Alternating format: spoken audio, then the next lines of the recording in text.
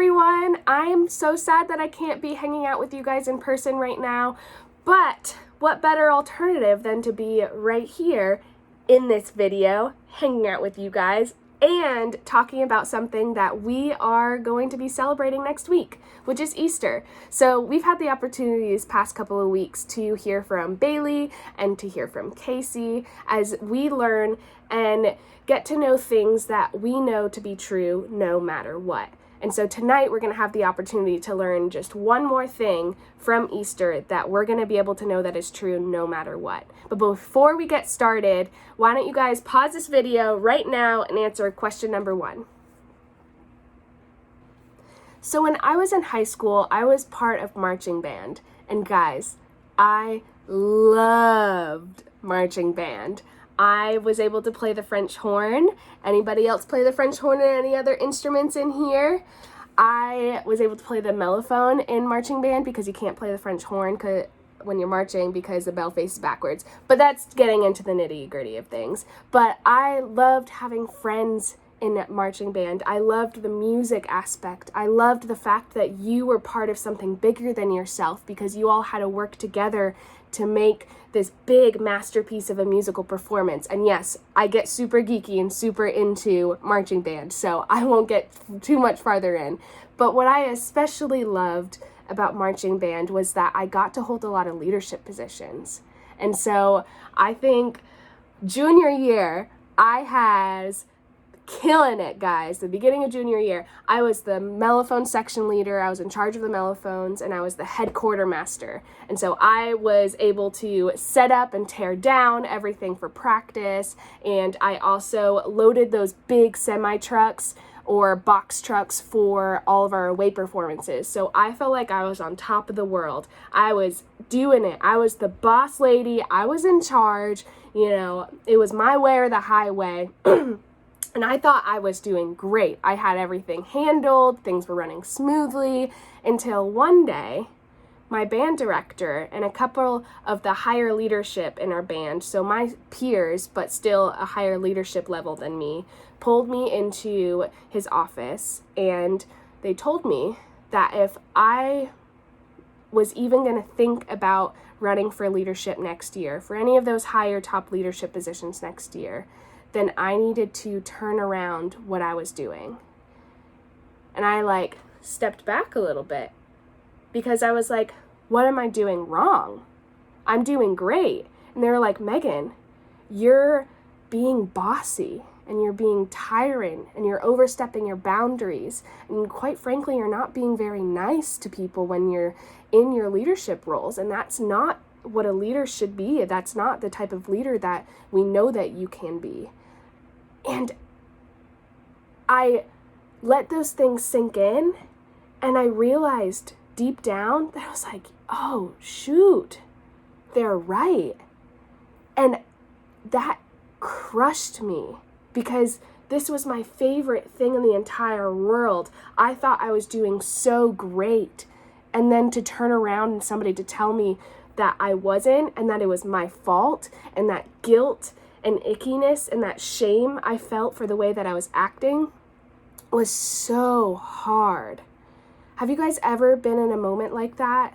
And now, maybe it isn't something as extreme, or maybe it isn't quite something as similar as what I just talked about, but maybe you got caught doing or saying something you weren't supposed to, and something that you kind of felt guilty about. Like maybe your mom found out that you were lying about your grades, or maybe your grandma caught you trying to go out past curfew, or maybe that friend that you were talking some smack behind their back was actually right behind your back and they heard the entire thing. Do you guys know that feeling that I'm trying to get at? Where you feel really guilty for getting caught and for what you were doing and saying?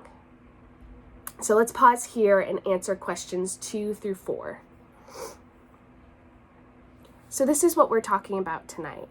Those moments when you feel guilty, when you don't know how to get yourself out of what you did or said, or how much trouble you'll be in for what you did or said, or why you even did it in the first place because you knew it was wrong.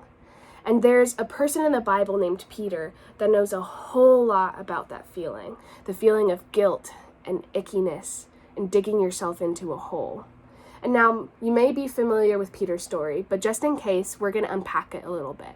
So before Jesus came into the picture of Peter's life, Peter was just a simple fisherman. He was no one special. Fishermen were just the average people. They were kind of low on the class list of society. And after Jesus meets Peter and he starts following him, Peter becomes one of the 12 disciples and arguably one of Jesus's closest friends and fiercest followers. And so basically, Peter was really tight with Jesus. And so this comes as a huge surprise when on the night that Jesus was arrested, before he was crucified, Peter turns around and lies about even knowing Jesus or having any type of relationship with him. So the last thing that Peter does for his best friend before he dies is deny knowing him. Now, man, talk about major guilt. And so what does Peter do? He goes back to the only thing he knew before Jesus, which was fishing and hiding from what he did. And so this is where Jesus finds him and some other disciples after the resurrection, and Jesus cooks them breakfast. And so pause here and answer question 5. Now we're picking up in scripture tonight right after the breakfast that Jesus cooks for the disciples. So if you guys want to follow along with me, we're in John 21, verses 15 through 17. So it says, after breakfast, Jesus asked Simon Peter, "Simon, son of John, do you love me more than these?" "Yes, Lord," Peter replied. "You know I love you." "Then feed my lambs," Jesus told him. Jesus repeated the question, "Simon, son of God, do you love me?" "Yes, Lord," Peter said. "You know I love you." "Then take care of my sheep," Jesus said. And a third time he asked him, "Simon, son of John, do you love me?" And Peter was hurt that Jesus asked the question a third time, and he said, "Lord, you know everything. You know that I love you." And Jesus said, "Then feed my sheep." Now, the first words that Jesus spoke to Peter after all that happened, after Peter, being his best friend, denies knowing him, denies having anything to do with him after in the moment that he needed them most, Jesus didn't say to Peter, "How could you betray me like that after all that we've been through?" And it wasn't, "I don't think you're really worthy of being a disciple anymore or leading other people." And it wasn't some form of hatred or betrayal or lecturing or even yelling. No, it was Jesus looking Peter in the eyes and saying, "Simon, son of John, do you love me?" Now, I think that's so powerful because 3 times Peter dug himself deeper into his guilt and shame by denying Jesus. And it was 3 times that Jesus extended his hand and said to Peter, "I forgive you." And after what Peter did, Jesus could have easily written him off as someone that wasn't trustworthy. If your friend did that to you, if they talked badly about you, or they denied knowing you, or they were talking crap behind your back, 3 different times, you've heard them doing that 3 different times, not just once, not just twice, but 3 different times. Would you believe them or trust them to be your friend still, or trust them with your secrets, or trust them to be responsible for something you need them to do? Because I don't think I would be able to.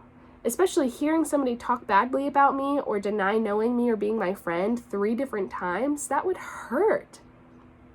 But guys, Jesus saw Peter for who he was and not for his mistake that he made. Jesus wasn't going to let Peter's story stop there because of his mistakes.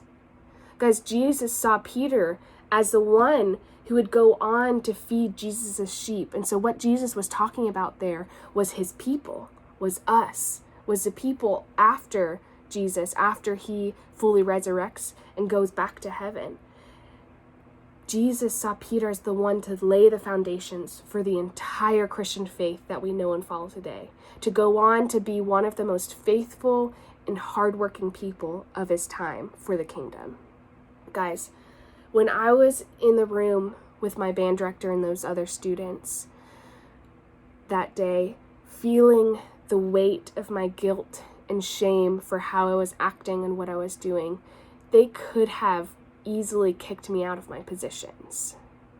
At youth group, my youth director, because I was acting the same way in different places, in different leadership positions at youth group, my youth director could have told me that I wasn't fit in leading in youth group, and he could have kicked me out of my leadership position.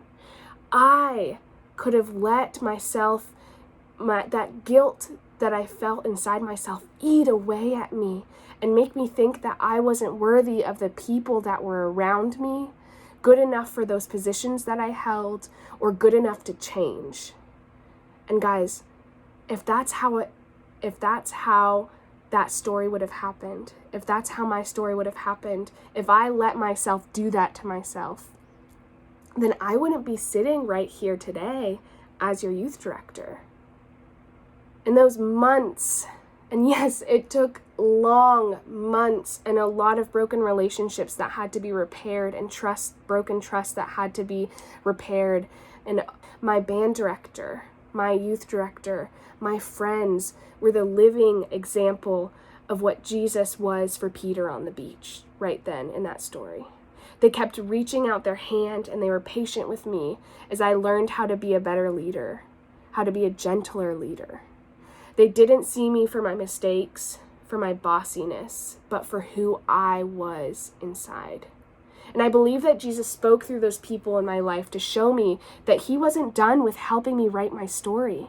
He showed me that the person that was bossy and tyrant and honestly had a horrible personality when it came to my leadership, to where I pissed off a lot of people, that I was worthy of forgiveness, and that I was important to him, and that I was loved. And the same goes for you too. Because guys, this part of Easter, this part of the Easter story, where Jesus gave Peter the forgiveness he didn't necessarily deserve, this story shows all of us here tonight that we are forgiven no matter what. Now let's pause here and answer questions 6 and 7. What I love about this story in particular is the way it demonstrates God's love for us when we make mistakes.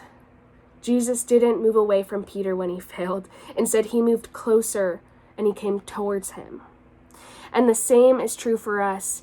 God moves towards us in the middle of our mistakes, offering us forgiveness and a chance to start again. And that's exactly what Jesus did for me. God did for me when I was in a pivotal transition in my life, to where I was going down a path that I probably shouldn't have been going down. And I was feeling guilt, and I could have kept on going down that path and let myself do that. But Jesus pulled me out, and he gave me a chance to start over again. And now, guys, I don't know what's been causing you to feel guilt.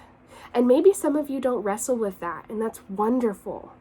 But I know for some of you, like me, the entire time we've discussed this topic, you've had something on your mind. And whatever it is, I want you to know that because of Jesus, that thing in your life doesn't have the power to take over who you are. It doesn't have the power to separate you from God's love. And it can't keep you from him. Because Easter reminds us that we are forgiven no matter what.